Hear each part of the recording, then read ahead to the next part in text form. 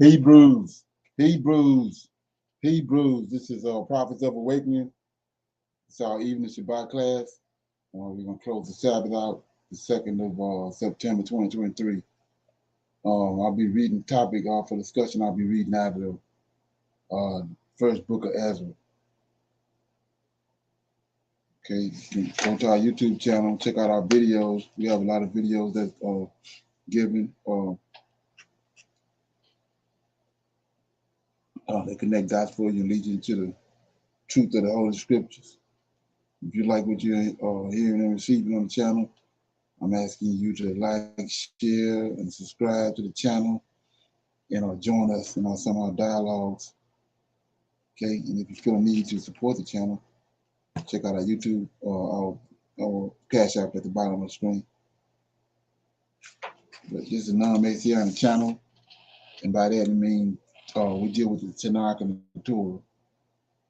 The Tanakh is the Old Testament, so-called Book of Remembrance, and the Torah is the first 5 books, the books of the law that was given to Moses by the Lord of hosts. Okay. Shalom and welcome to this channel, and welcome to our evening Shabbat class. We're going to do our normal, which is a moment of silence, our prayer. We'll read the Psalms, some current events, a little need to know information. Then we open it up for some Q&A. From there we'll go into the scriptures, the topic, which is the first book of Esdras. Okay. So with that being said, we're going to do our moment of silence for the Lord of hosts and our Creator Yahweh and all that they're doing to bring about our prophesied in these last days. Okay.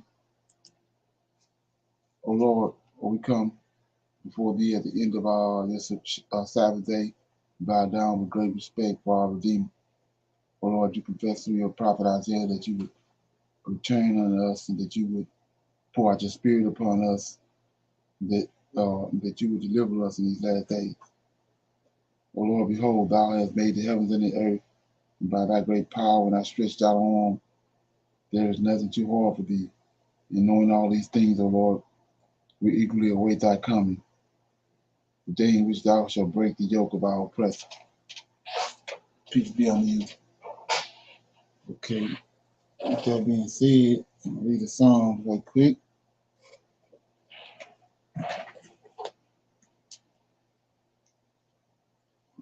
Okay.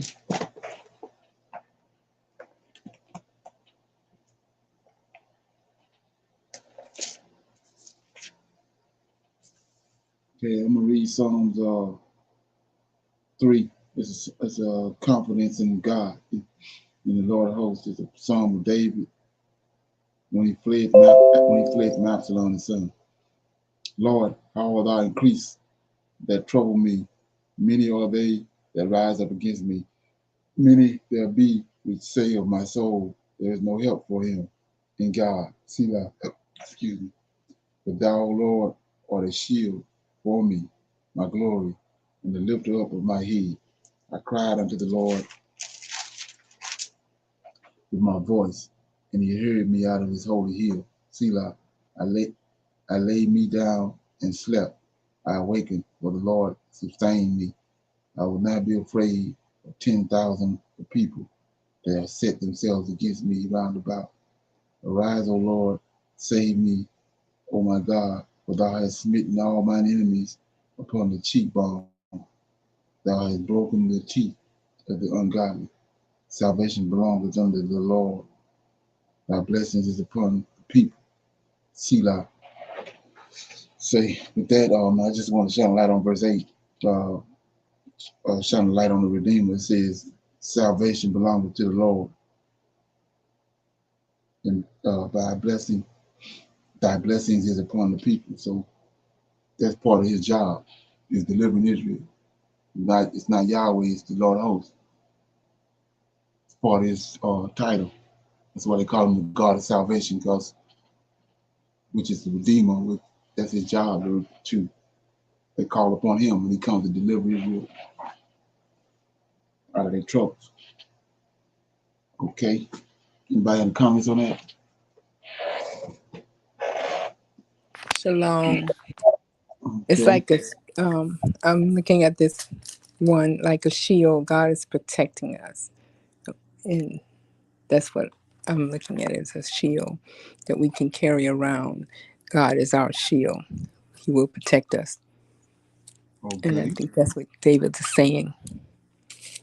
Yeah, that sounds right. That's just another word for protector or deliverer, savior, shield.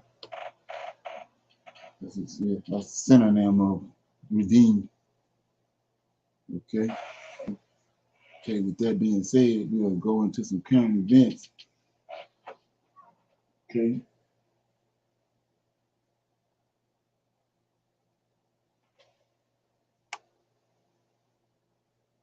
Okay. America is on the cusp of the greatest.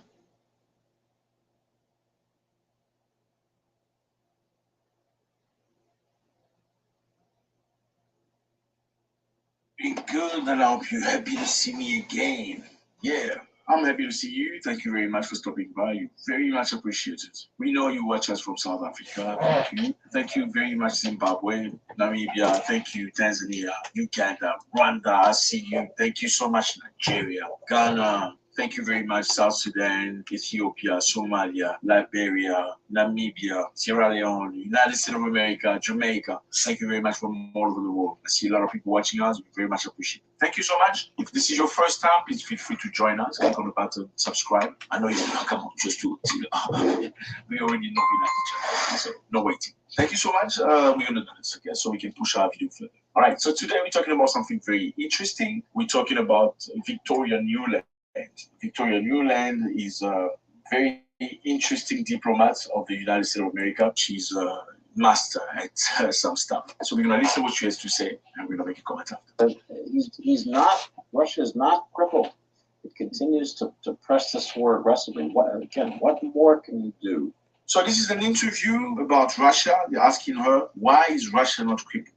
What is the problem? Why is Russia not struggling? Because they thought Russia was going to struggle. Now, she had a very intelligent way of speaking things, and you need to be very, to understand it. Let's go. What more can you do as we hit this first anniversary to limit their ability to wage this war? So when you see the sanctions package that's going to be announced not just by the U.S., but by all the G7 countries tomorrow, it focuses very, very intently and intentionally, David, on sanctions evasion. So what the Russians have done, and all countries work hard to try to adapt to sanctions, is that they are using third countries. Third countries. Interesting. Third country. To try to evade the sanctions we put on. For example, they are importing 1,000% more laptops, iPhones, dishwashers from third countries, not because they need to, work at home on their laptops, but so they can cannibalize this machinery to get the advanced chips that we have denied them so that they can make more rockets, etc. So this is not about helping the Russian people or the Russian economy. It's about the war machine. So we will clamp down on that evasion. Starting tomorrow, we will clamp down on more Russian banks that have been evading sanctions. And we will be much clearer about the fact that even as Russia has kept its oil on the world market, it is making a fraction of the profit that it used to make off of it. And we will clamp down on some of the middlemen who are flipping back money to the Russian government as well. This is very interesting, fellas. We're talking about Russia. They're trying to cripple Russia, and they want to understand why is Russia not crippled. You followed it. Let's watch it again, and I'll make a comment on top of it. Let's go. He's not. Russia is not crippled. Russia is not crippled. It continues to press this war aggressively. What more can you do as we hit this first anniversary? What more can you do after 1 year of war? To limit their ability to wage this war. So when you see the sanctions package that's going to be announced not just by the U.S. but by all the G7 countries tomorrow, it focuses very, very intently and intentionally, David, on sanctions evasion. Sanction evasion. They're trying to destroy all sanction evasion. So what the Russians have done, and all countries work hard to try to adapt to sanctions, is that they are using third countries to try to evade the sanctions. Russia's using third countries. Now, fellas, by saying third country, she doesn't just mean third country. We're going to discover right now. But for example, they are importing 1,000% more laptops, iPhones, dishwashers from third countries. Russia's importing 1,000% more laptops. Not because they need to, work at home on their laptops, but so they can cannibalize this machinery to get the advanced chips that we have denied them so that they can make more rockets, etc. Okay, so rockets and missiles need chips, specific chips, to function. So they can go directly, guided missiles go exactly to the destination, to the target. Okay, so they need chips. There are mini computers that are very necessary to function. Actually, in the future, the war will be fought over chips. So I'm going to explain that later in the next video. Now, Russia has been importing chips from the West for many, many years, some of the parts at least. Now, the West has blocked its ability to import the chips that are used for missiles and rockets and stuff like that. And some of the warfare engineering. They need chips, computer chips, so they can function properly. Now, as per her, Victoria Nuland, Russia has been buying massive amounts of computers like second-hand laptops, dishwashers, and all that stuff from third countries. Now, third countries here, there is China. But besides China, there are third world countries as well. Yes, Russia's been importing a massive amount of second-hand laptops, used laptops, dishwasher from many African countries to do whatever they have to do. So this is not about helping the Russian people or the Russian economy. It's about the war machine. So we will clamp down on that evasion starting tomorrow. They will clamp down on that evasion starting tomorrow. We will clamp down on more Russian banks that have been evading sanctions. And we will be much clearer about the fact that even as Russia has kept its oil on the world market, it is making a fraction of the profit that it used to make off of it. And we will clamp down on some of the middlemen who are flipping back money to the Russian government as well. Clamp down on some of the middlemen who are flubbing down money to the Russian government. Who are the middlemen? Yes. I've more than doubled my Signal account this year, day trade.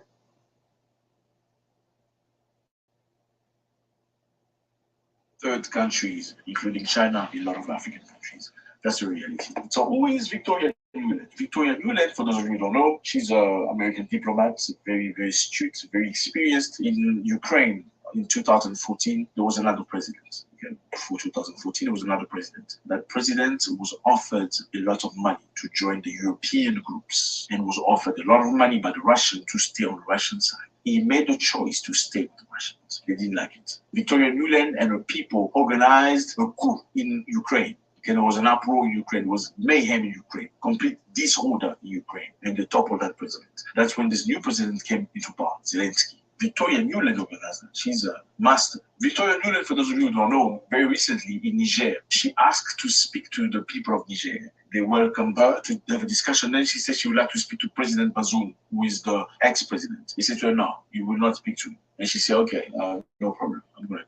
That's Victoria Nuland. I just want to remind you, fellas, when the war started in Russia against Ukraine, American diplomats came to Africa asking Africans to take stands. And before that, there was an American senator, a black guy, don't remember his name, he wears glasses, an American senator who made the comment saying Africans need to choose their part. They need to choose their side or they're going to live the consequences. After they asked everybody to vote against Russia, many African countries refused to vote against Russia. You remember that? And there was one African-American member of Senate that said African countries that are cooperating, that are operating, that are making transfers with Russia should live the consequences, should be punished. It's just strange how they choose an African-American man to attack Africans. Have you noticed that? Then they sent an African-American lady, a diplomat, to come to Africa and ask Africans to take position against Russia. And she came to Africa saying, whoever who's going to commerce, who's going to deal with Russia, who's going to exchange with Russia, is going to be breaching the sanctions and is going to live the consequences of it. So basically, she said they're going to clamp down on the third countries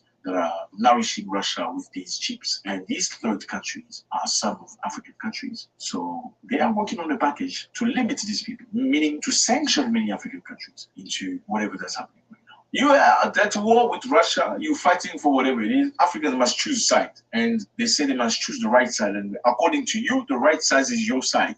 So Africans must be on your side. What's the benefit of Africans? Because if you look at history, history tells us that Russia has never colonized any African country. I'm just trying to be rational. Let's be rational. You have two groups of people, okay? Two groups of people are fighting. The one group colonized you. They took you into slavery. They beat the crap out of you. They limited you. The other group has never done anything to you. Matter of fact, they sent you guns to defend yourself back in time, like Russia. Yeah, the USSR sent weapons and intelligence to Angola. They sent weapons and intelligence to South Africa to fight against the apartheid movement. The apartheid movement in South Africa was a separation between us and them, basically, where people like us could not get into restaurants with people like them. People like us could not drink water from the same filter as people like them, same fountains. People like us could not go to the same toilet as people like them. In that time, the Western countries supported the apartheid in South Africa. So we see, based on what he's saying, is they're doing the same thing over there they're doing over here. So what we went through over here, they went through over there. Any comments on that?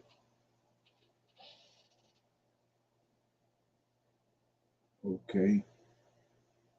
So we back around to this reparation thing again. Check it out.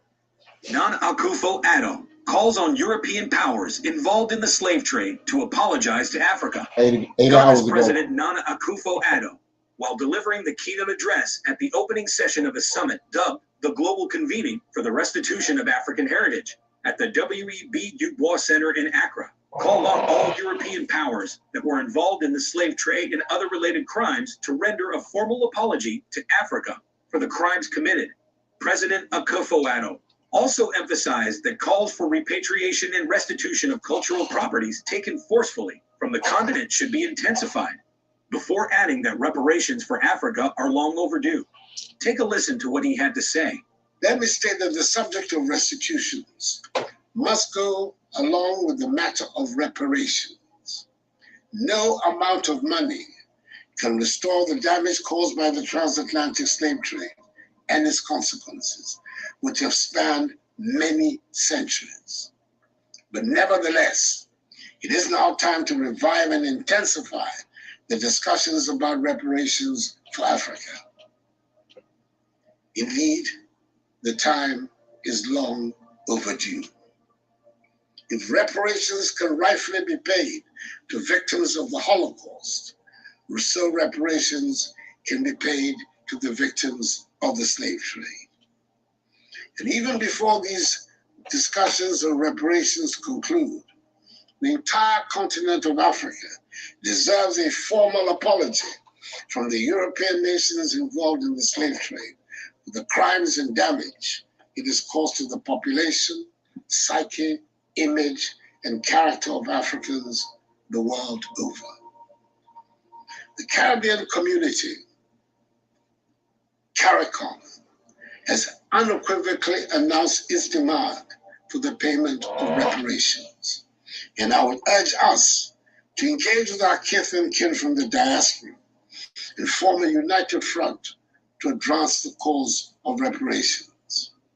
I'm happy to announce that Ghana has been chosen by the African Union to host In the latter part of this year, a global conference on reparations for Africa, which will seek to bring together Africans and members of the African diaspora and family of all hues and perspectives to set out a concrete strategy for achieving the goal of reparations. I commend the Open Society Foundation for this event being held under the theme African Heritage Restitution Movement, which is calling for the return of African cultural materials. It is wholly fitting that these deliberations should take place at this center, named after one of the iconic figures of Pan-Africanism, W.E.B. Du Bois, a man who dedicated his life to the defense and promotion of the interests of Black people everywhere, especially of those in the African diaspora of the Americas and the Caribbean.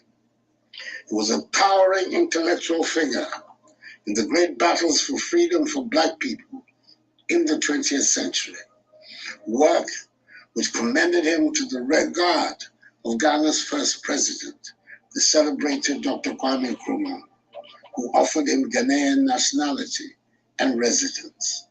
Indeed, he ended his life here, and his remains are buried in these premises to signify his eternal association with our historic goals of realizing freedom and justice for ourselves and for all Black people.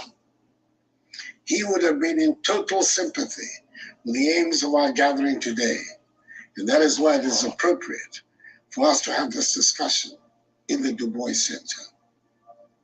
The restitution, return, reparation, and repatriation of stolen and looted African cultural properties under pre-colonial and colonial circumstances have to be issues of major concern to all Africans. These concerns have in recent times dominated public discourse on the continent. Governments, civil society groups, traditional authorities, scholars and researchers have called for the return of African cultural properties that were illegally and shamelessly transported from the continent.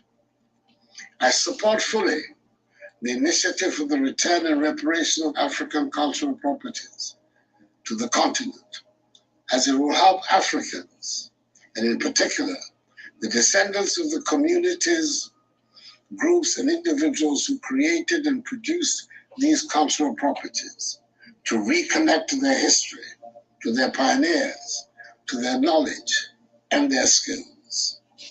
This reconnection of the past and the present will also help to build new relations with the international community, especially that of Europe, which was principally responsible for the original thefts of the cultural properties. Most of these cultural properties, when returned, will also offer Africans an opportunity to develop local knowledge of the technological, cultural, social, and aesthetic value of the objects. Okay, so here we go again. Any comments on that? Anybody heard anything about that? No, sir, I haven't heard it. Okay. Okay, you got some need to know information right here. It's tied to the same thing. Okay.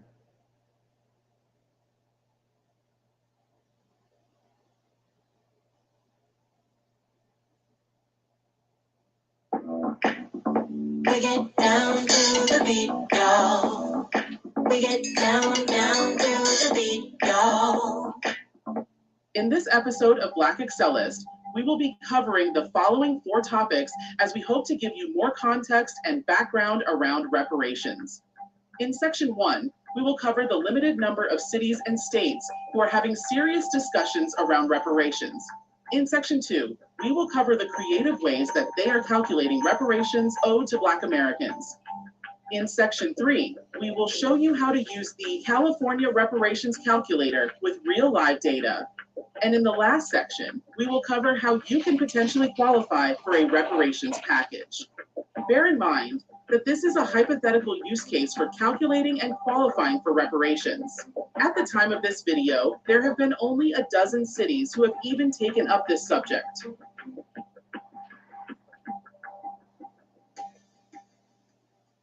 The idea of atoning for the sins of slavery has been around since 1865. After the Civil War, Union leaders concluded that each Black family should receive 40 acres, and some families were to receive mules left over from the war. President Andrew Johnson, however, reversed the order and returned the land back to former slave owners. Without question, reparation packages for Black Americans should be designed, legalized, and distributed at the federal level. The United States Congress has a moral and legal obligation to provide reparations for the enslavement of Africans and its lasting effects. There is a $14 trillion bill on the table, but many doubt that it will ever see the light of day. But some cities and local municipalities are taking it upon themselves to apologize for slavery. Some cities and local municipalities are being proactive and progressive, making amends for both the local and federal government's role in denying wealth-building opportunities for Black people. And yet, there are other cities who are forming committees and task forces to determine how a reparations program can be funded and implemented. Here are 3 governments that are pioneering paths and making significant progress in providing reparation packages to their Black citizens.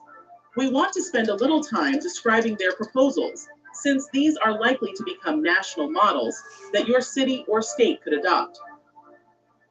Number 1, the state of California. The state of California is taking some very bold steps. They have formed the first state-appointed task force in the nation to explore how a state could make reparations to African Americans hurt by slavery. And they have even gone as far as to design an online calculator to help determine what a reparation payout would look like. Number 2, the city of Evanston, Illinois. The city of Evanston, Illinois has already approved their reparations program.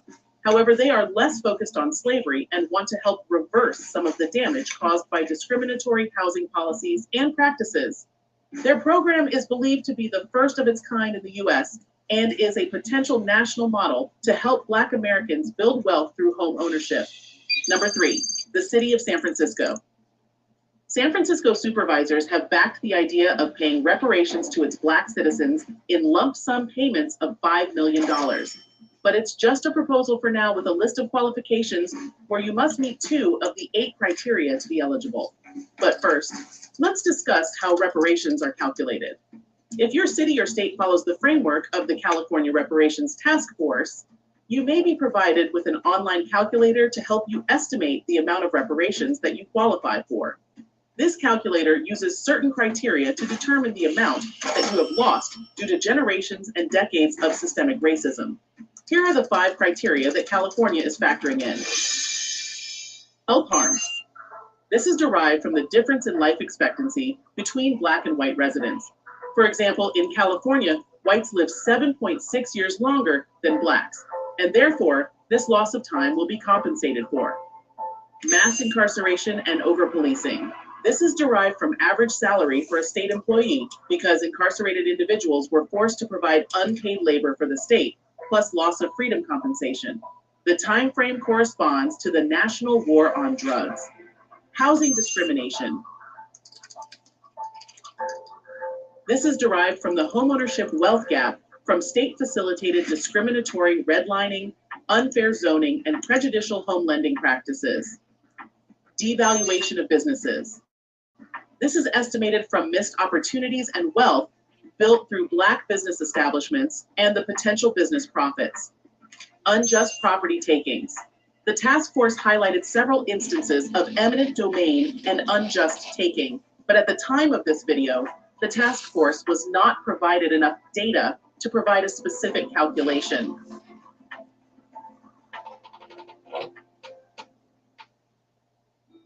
But let's play with the numbers. Let's pretend that you do actually live in California and you live there for a minimum of 6 months of each year. You want an investment opportunity as diverse as the economy of Texas.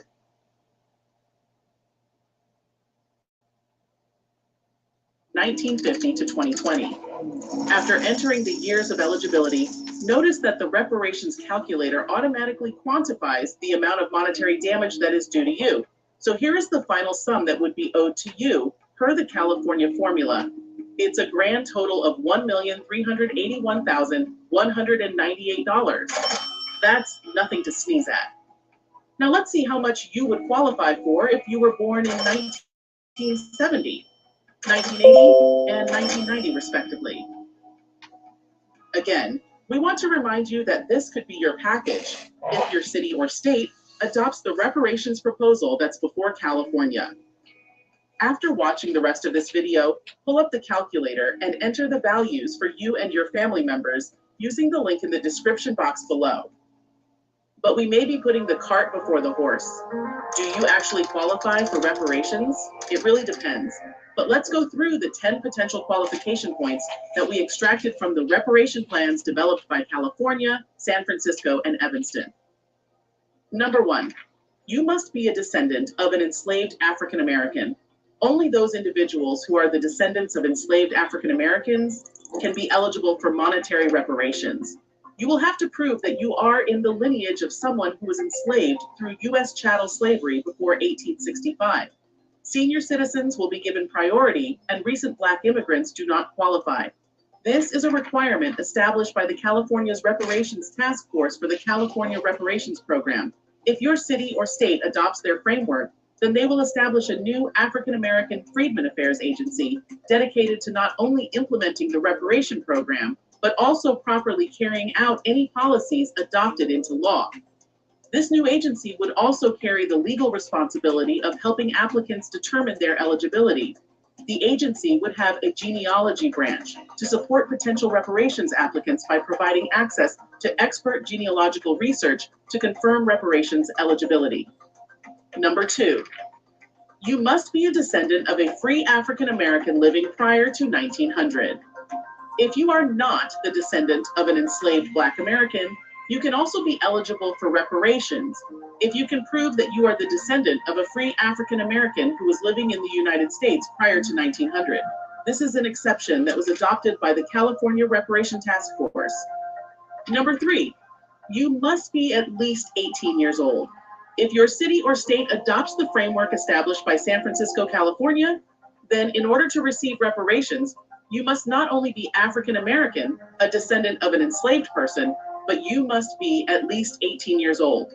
There must exist public documents where you have identified as either Black or African American for at least 10 years. Number 4, you must prove residency for at least 13 years. If your city or state adopts the reparations framework adopted by San Francisco, then you would have to be born in the city or state or have migrated there between 1940 and 1996. If this holds true, then you will have to show proof of at least 13 years of residency. Number 5, you must prove economic or health inequities. If your city or state adopts the reparations framework proposed by San Francisco, you could receive reparations if you can prove that your race is a factor in you not earning the average income or wealth threshold for your city or state. Also, if you can demonstrate that you lack access or proximity to quality educational opportunities, you may become eligible. And lastly, your city or state may target reparations for Black citizens who lived in specific zip codes, regions, or communities that have historically experienced particularly intense discrimination or violence. Number 6, you were incarcerated by the failed war on drugs. If you were arrested and incarcerated during the 1980s as part of the Reagan administration's failed war on drugs, then you are eligible for reparations. And if you are a direct descendant of someone who was incarcerated, you would be eligible for reparations if your city or state is using San Francisco's reparation program as a framework. 7, your family was displaced or land seized by the government. If your city or state were to follow the San Francisco framework, thousands of Black families would receive reparations if they lost their homes, land, farms, and businesses due to the local and federal government claiming their property under the power of eminent domain. You would also qualify if your family suffered from environmental injustices after corporations moved their refineries, landfills, and power plants in close proximity of Black neighborhoods, bringing in contaminated water, toxic chemicals, and air pollution. What happens when the prostate enlarges and the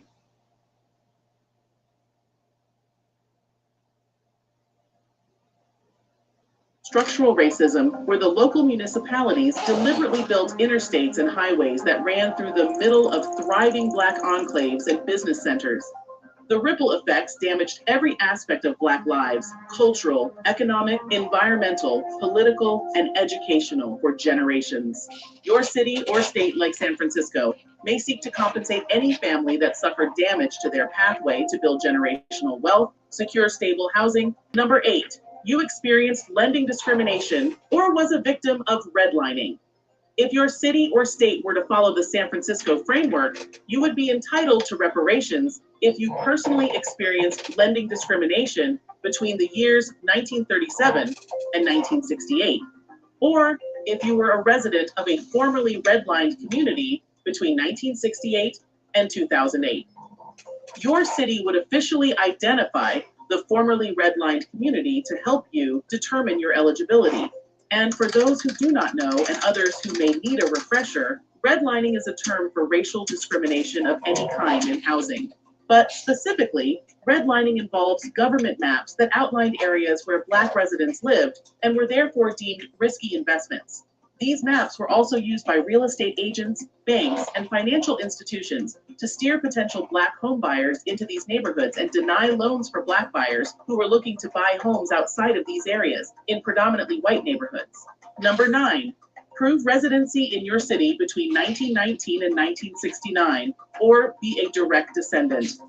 If your city or state adopts the framework established by Evanston, Illinois, it is possible that you would qualify for some form of reparations due to the harmful housing discrimination practices that African Americans suffered through. Adult residents who have lived in Evanston before 1969, when housing discrimination in various forms was at its height, are eligible for Evanston's reparation program. Evanston will pay out $25,000 to African Americans and their descendants who were affected by housing discrimination policies, prejudicial city zoning ordinances, and unfair redlining. Number 10, any Black person affected by systemic racism. Other cities such as Boston are considering extending reparations to all of their Black citizens. There is a growing argument that the legacy of the slave trade has affected the lives of every Black person in America, no matter when their ancestors arrived. Some reparation committees are giving consideration to a point system where descendants of enslaved ancestors are given more points in the formula to determine eligibility, or they would be given a bigger reparation package than a first or second generation Black immigrant. Okay. Any comments on that?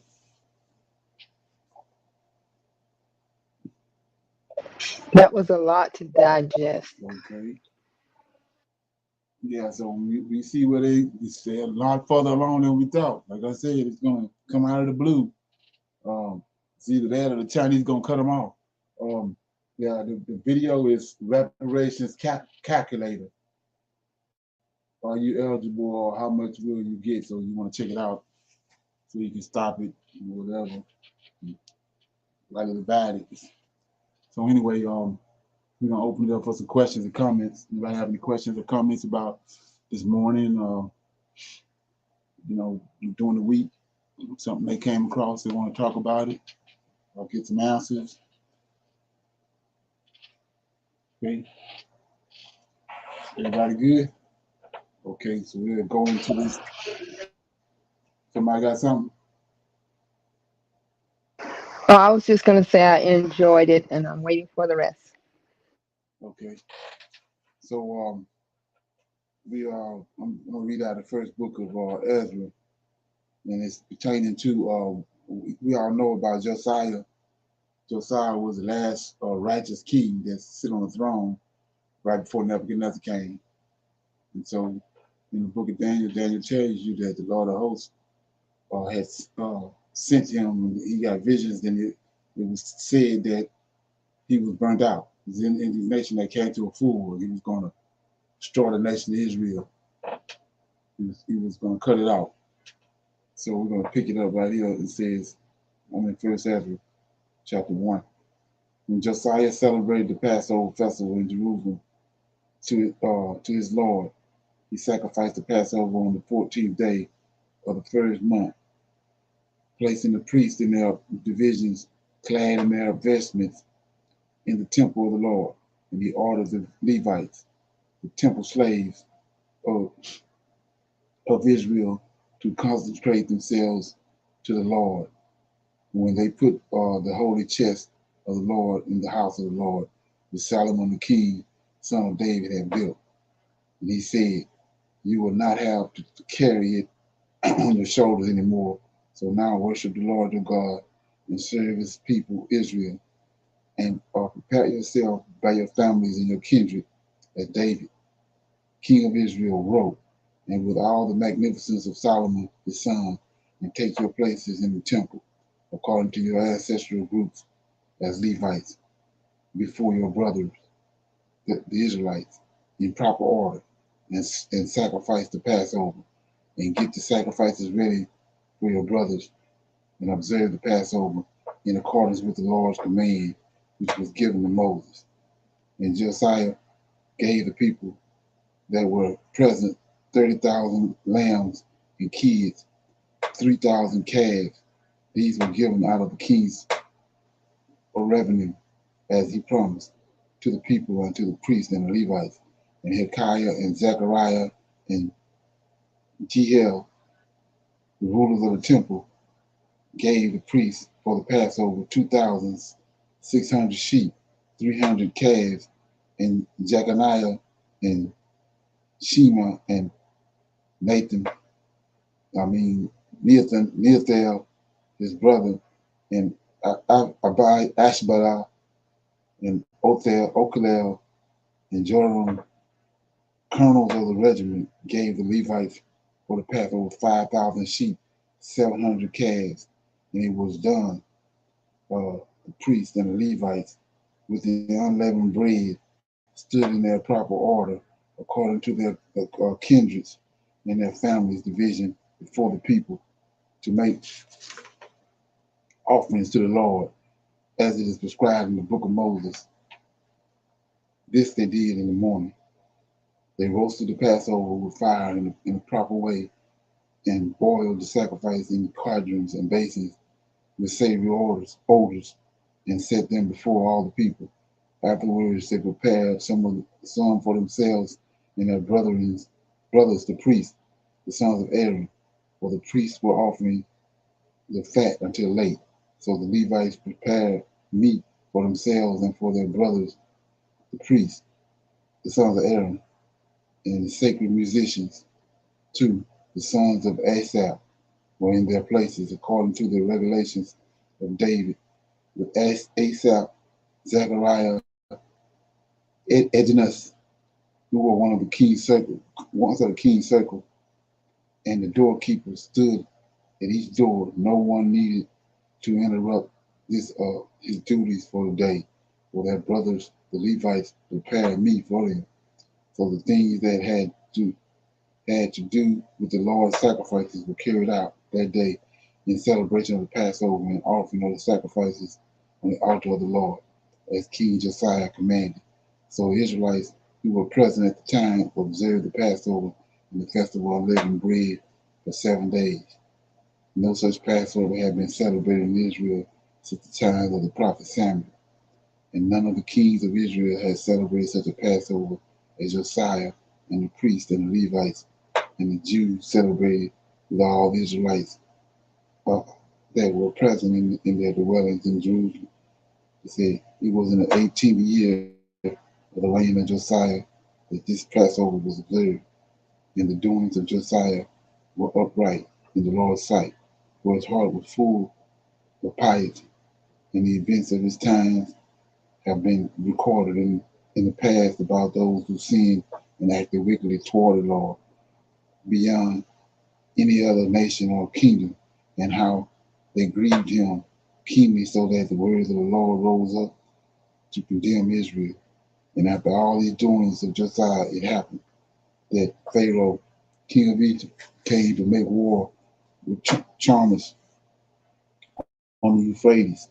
And Josiah went out to encounter him, and the king and the king of Egypt sent word to him, saying, "What do you want? What you want of me, king of Judah? I was not sent against you by the Lord God, for my war is on the Euphrates, and now the Lord is with me, and the Lord is with me, urging me on. Depart, do not oppose the Lord." But Josiah would not turn back to his chariots, but tried to fight with him, disregarding the words of Jeremiah the prophet, spoken by the mouth of the Lord, and joined with battle in the plains of Megiddo, and the leaders fought against King Josiah. And the king said to his servants, "Take me away from the battle, for I am very sick." And his servants immediately took him out of the fray, and he got into the second chariot and was taken back to Jerusalem, and departed this life, and was buried in the tomb of his forefathers. And they grieved for Josiah all over Judah. And Jeremiah the prophet nominated for Josiah, and the principal men with the women have mourned him to this day. And it was ordained that this should always be done throughout all the nations of Israel. This is recorded in the scroll of the histories of the kings of Judah, and every one of the deeds of and every one of the deeds of Josiah, and his splendor, and his understanding of the law of the Lord, and what he had done before. And these present deeds are told in the scrolls of the kings of Judah and of Israel and Judah. And the men of the nation took Jeconiah, the son of Josiah, made him king, took to see Josiah's father. And when he was 23 years old, he reigned 3 months in Judah and Jerusalem. Then the king of Egypt deposed him from reigning over Jerusalem, and he assisted the nation, and he assessed the nation 100 talents of silver and 1 talent of gold. And the king of Egypt appointed Jehoiakim, his brother, king of Judah and Jerusalem. And Jehoiakim put the nobles in prison and seized his brother Zechariah and brought him back to Egypt. Jehoiakim was 25 years old when he began the reign of Judah and in Jerusalem. And he did that which was wrong in the sight of the Lord. And Nebuchadnezzar, the king of Babylon, came against him, put him in chains of brass, and took him to Babylon. And Nebuchadnezzar took some of the sacred dishes of the Lord and carried them off and set them up in his temple in Babylon. But the stories about him and his uncleanness and his impious behavior are written in the chronicles of the king. And Jehoiakim, his son, became king in his stead. But when he was made king, he was 18 years old, and he reigned 3 months in 10 days in Jerusalem, and did that which was wrong in the sight of the Lord. And a year later, Nebuchadnezzar sent and removed him to Babylon with the sacred dishes of the Lord, and appointed Zedekiah, king of Judah and Jerusalem. When Zedekiah was 21 years old, he reigned 11 years, and he did that which was wrong in the sight of the Lord. And he disregarded the words that were spoken by Jeremiah the prophet from the mouth of the Lord. And although King Nebuchadnezzar had made him swear by the name of the Lord, he broke his oath and rebelled, and he hardened his neck and his heart, and transgressed the laws of the Lord. The Lord of Israel and the leaders of the people and the priests did many impious acts, and surpassed in lawlessness all the unclean acts of the heathen, and polluted the temple of the Lord that had been consecrated in Jerusalem. And the God of their forefathers sent by his messengers to call them back, for he would have spared them in his dwelling place, but they mocked his messengers, and whenever he spoke to them, they made sport of his prophets. Okay, they made sport of his prophets until he grew angry with his people because of our ungodliness, and ordered the kings of the Chaldeans to be brought against them. These killed their young men with the sword around their holy temple, and did not spare young or maiden, old man or child, nor he delivered them to their hands. And all the sacred dishes of the Lord, great and small, in the chest of the Lord, and the royal treasury, they took and carried them off to Babylon. And they burned the house of the Lord, tore down the walls of Jerusalem, burned down their towers, and completely ruined all her glories. And those who survived the sword he removed to Babylon, and they were his servants and those of his children until the Persians began to reign, to fulfill what the Lord said by the mouth of Jeremiah. Until the land enjoyed its Sabbaths, all the time of her desolation, she shall keep the Sabbath until the lapse of 70 years. In the first year,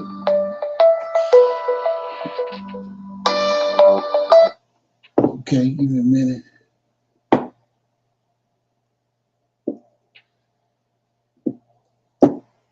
Okay, says, in the first year, Cyrus reigned over Persia to fulfill what the Lord said by the mouth of Jeremiah. The Lord stirred up the heart of Cyrus, king of Persia, and he made a proclamation throughout all his kingdom and put it in writing, saying, Thus speaks Cyrus, king of Persia, the Lord of Israel, the Lord Most High, has made me king of the world and directed me to build him a house in Jerusalem, in Judah. So if any of you is of his people, his Lord be with him, and let him go up to Jerusalem and Judah and build the house of the Lord of Israel.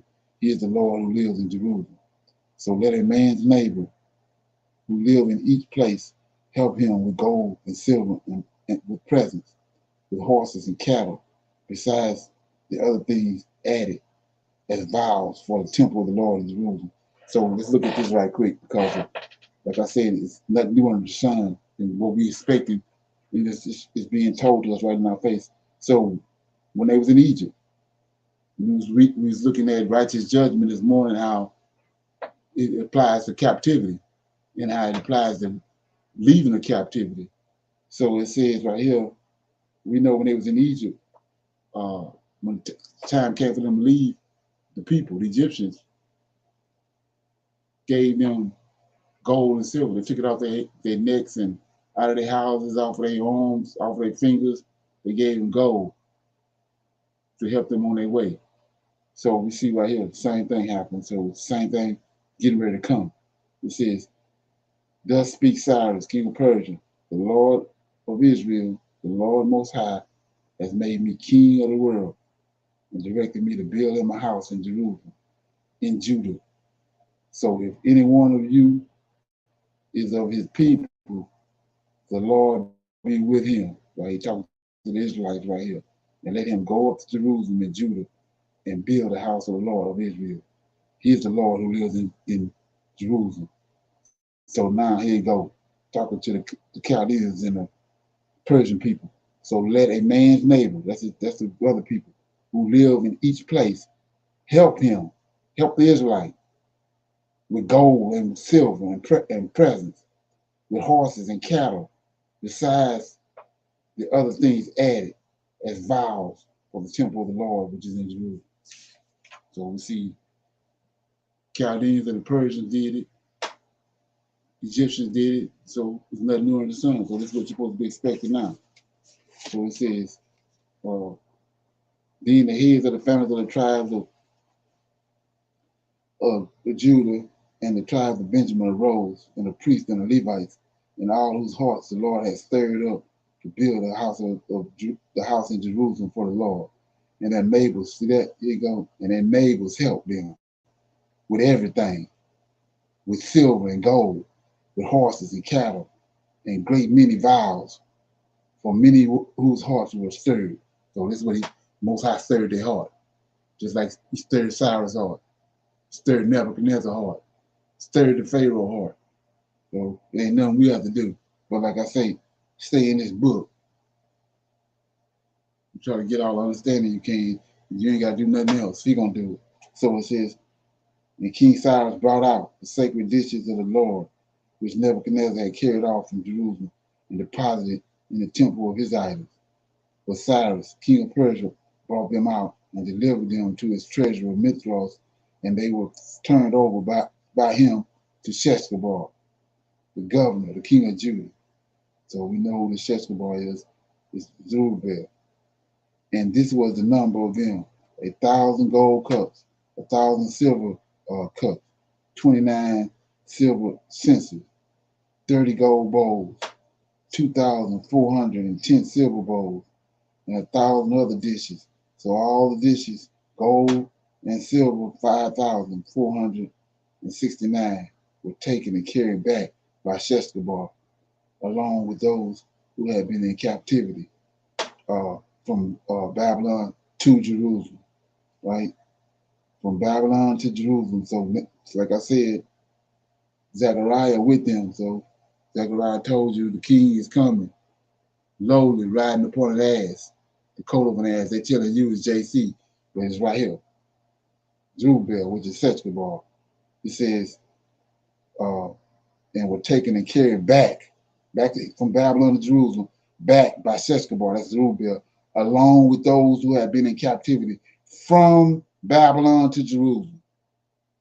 So this the king right here that's coming, lowly riding upon an ass, a coat of an ass, in the book of Zechariah. I mean, the book of, Zechariah. But in the times of Artaxerxes, king of Persia, Bishlam and Mithras and Tebal and Rehab and the recorders of and Shimshah, scribe, and the others associated with them, living in Samaria and the other places, wrote him the following letters against those who had lived in Judah and Jerusalem. So these people right here, like I said, if you don't understand the story, you won't understand what's going on. So back when the king of Assyria came and got the 10 tribes, he took the Israelites out of the land of Israel, out of the 10 lots, took them back to Assyria, and he brought other people, heathens. He brought heathen nations and brought them and placed them in the land of Israel. So then eventually Nebuchadnezzar came. So you got the 10 tribes in Assyria and the Judah, Benjamin, Levi in Babylon. These heathens right here that occupied Jerusalem. The ones that king of Assyria brought there. Sumerians. That's why they so wicked. But they got everybody think they're Israelites. But this is why they're wicked. So now that the Israelites coming back, just like today, like I say, you got to understand the past in order to understand the present. So just like today, they're trying to stop us from leaving. They're doing everything on the sun to keep it from happening. So it says, but in the time of Artaxerxes, king of Persia, these men right here, I can't say their names, Bishlam, Midrab, Tebal, Rehab, the recorder, Shimshah, the scribe, and others associated with them. These people that king of Syria brought there, living in Samaria, that's where the 10 tribes is at, and other places, wrote him the following letter against those who lived in Judah and Jerusalem. Same thing happening now. To the king of Artaxerxes, our Lord, the servant Rehab, the recorder, and Shimshah, the scribe, and the other judges of their court in Syria and Phoenicia, now be it known to our Lord the King that the Jews who have come up to us from you have reached Jerusalem. There go Zechariah, our king, coming with these loaded right in front of that, right?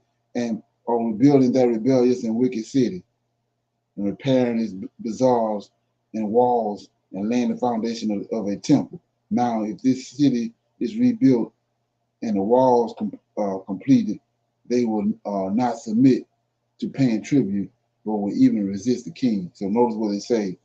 The Jews who have come up to us from you have reached Jerusalem and are rebuilding that rebellious and wicked city. Now all of a sudden, in their eyes, Jerusalem was a wicked ass city. Okay? It says, and since the matter of the temple is now underway, we think it right not to neglect such a matter, but to address our Lord the King, so that if you approve, a search may be made in the records of our forefathers. For you will find in their chronicles what is written about them. and you will learn that this city was rebellious, troublesome to the kings and towns, that the Jews were rebelled and organizers of warfare in it from ancient times. That was why the city was laid waste. We now therefore inform you, Lord King, that if this city is rebuilt, if its walls restored, you will no longer have a way to access of Coalition, Syria, and Phoenicia.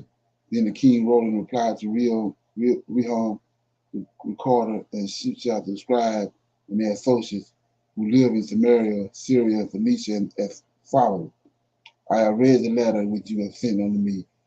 I accordingly ordered a search to be made, and it was found that this city was the city from ancient times used to rebel against the kings, and the people created revolts and wars in it, and that stern and powerful kings ruled in Jerusalem and took tribute from Syria, and Phoenicia. Therefore, I have now given orders to prevent this one is cut off. Zerubbabel was cut off in Daniel chapter 10, 9. Order to prevent these men from rebuilding the city, take measures that nothing further be done, and that these wicked undertakings go no further to the annoyance of the kings. When the messenger of the king Artaxerxes was read, Rehum and Shimshai and the scribe and the other associates proceeded in haste to Jerusalem with horsemen and a crowd of troops, and began to hinder the builders. So the rebuilding of the temple in Jerusalem was suspended, cut off, until the second year of the reign of Darius, king of Persia. Now, King Darius made a great banquet for all his subjects and all his domestic, right? So yeah, I'm gonna stop right there. Anybody got a question or comment? So like I said before, it's when understanding the past, you can understand the present. It ain't hard to figure out. Okay. Anybody got any questions or comments about what I was reading or anything else before we go? No, sir. Okay. So I hope everybody have a good rest of their Sabbath, and I'll see everybody on Tuesday for our advanced Bible study, Israelite advanced Bible study at 8 o'clock. Okay. Yes, sir. So, Yes, shalom. sir. Shalom, everyone. Okay.